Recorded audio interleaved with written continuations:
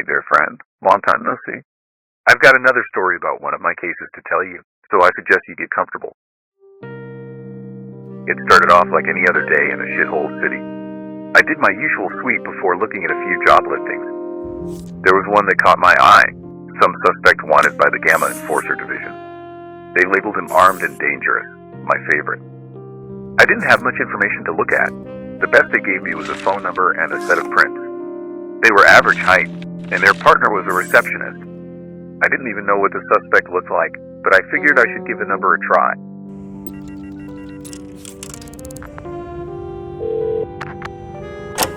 Max? Is the target's name Max? Or perhaps Max was their partner, the receptionist. Regardless of the answer, I needed to know more. However, Max wasn't so willing to give any information. Luckily, I was at City Hall. They have a somewhat easily accessible phone box. I attempted to track Max's location using it. 2 recent outgoing calls, both made from the lobby, so I couldn't tell which one was mine. Max could either be at Hewley Heights or an unknown location. Hewley Heights was the closest thing I had to a lead, so that was my first destination. Well, I thought it was, but I was wrong.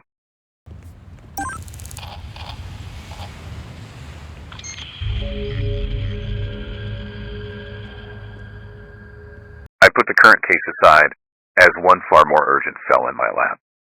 You know that phrase, one door must close for another one to open? In my line of work, that doesn't mean shit.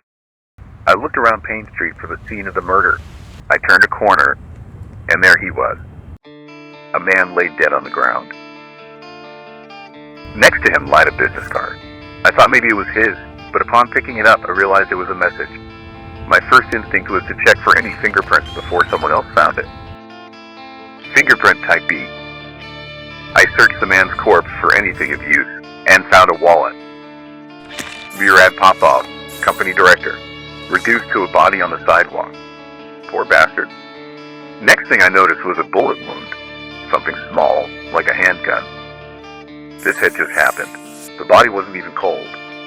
But why was he killed? And by who? But most of all, I wondered, why did the murderer leave their note on a business card? Why leave a note at all? Did they want to be caught? The card had to be there for a purpose. It's all part of the message, right? Could this have been an unhappy coworker? Murad was the company director, perhaps an unhappy subordinate. He worked at Rouge Company, so I decided that's where I would start. I swiftly made my way to their office building. Thoughts, questions, and assumptions were all racing through my mind as the elevator made its climb. Seeing as the place was seemingly empty for the night, I broke through the door with all my strength. There was a password on the wall, 1796. I typed it in. Coincidentally, it was Popov's computer. Before I could search any further, I darted through the main office to disable the security. I made my way back to Popov's computer. Checking his mail allowed me to read any interactions he had before dying. Lo and behold, he was being stalked. He knew about it too, hence the report. Nothing else seemed unusual, just a few messages to and from his woman. I went back to reset the timer for the security systems, then turned to my left to the lockers. I had a set of prints on the business card, so checking for matching prints here seemed promising.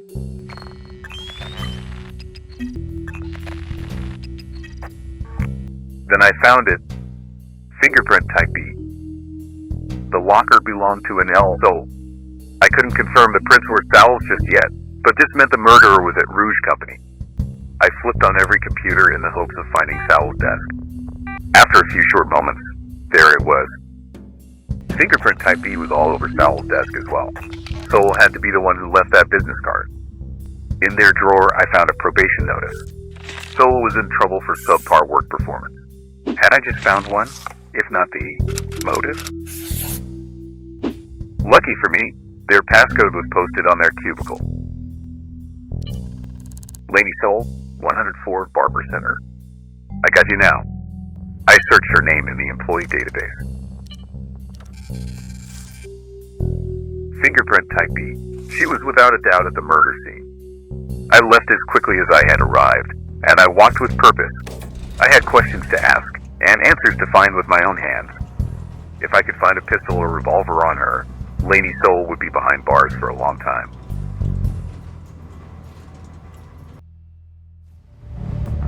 Justice was within my reach. I could almost taste it. Murderers are cold and ruthless, and I intended on returning the favor. I had finally made it to the final destination, and I was going to do whatever it took to uncover her secret.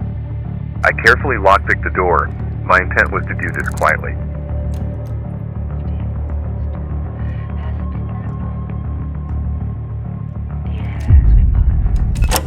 Shit. Things weren't going as smoothly as I had hoped. Nevertheless, I acted swiftly and without hesitation.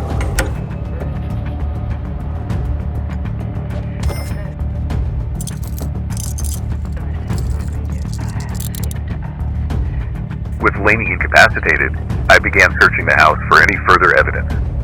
I looked through files and bank statements. Nothing.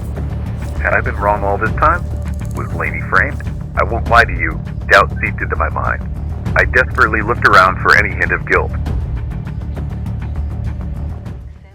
Then, I saw it. A Lazarus 5, placed right on top of the television.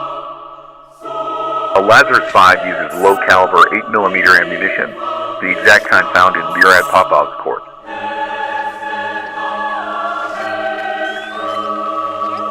Lainey Sowell's fingerprint. It was her gun. I had found the Holy Grail. I filled out the case report, then headed to City Hall. I submitted the report, and it was finally over. Well, almost. I still had to catch the unknown person from earlier. I decided to give their number a call again.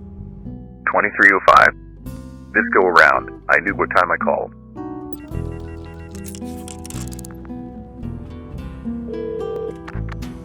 Max again? I wasn't calling for answers this time. I wanted to make sure I traced the call properly.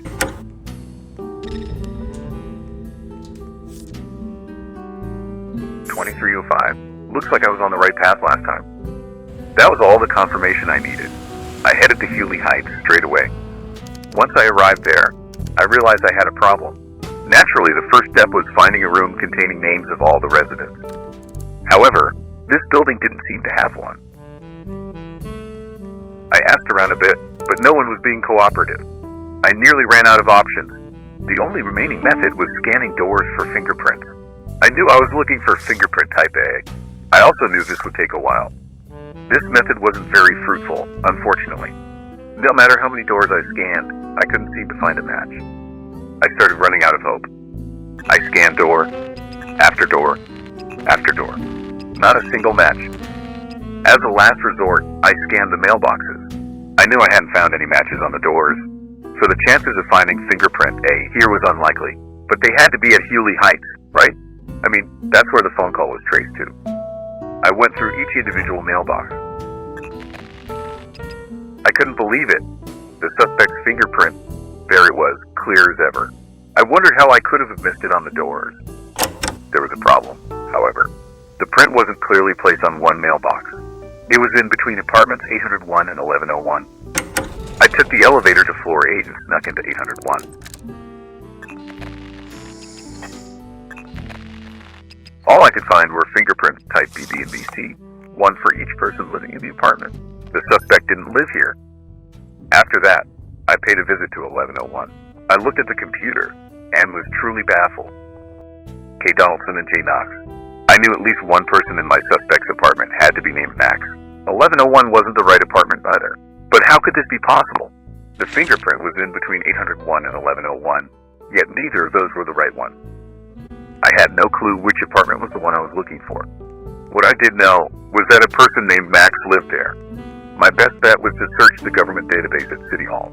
If I got lucky, there wouldn't be too many Maxes to look for. I went on the computer and searched the database.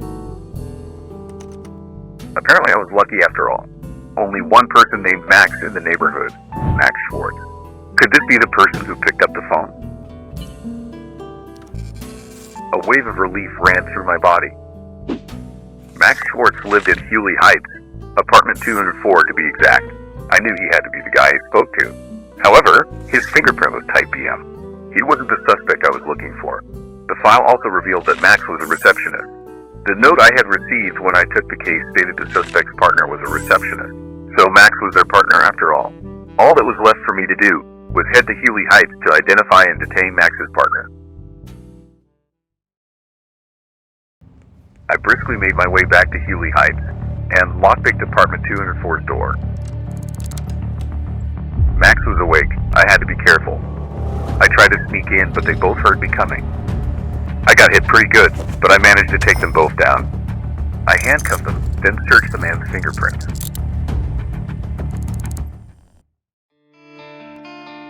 I had done it. This was the suspect. After all that searching, I finally found him. I needed to find out who he was.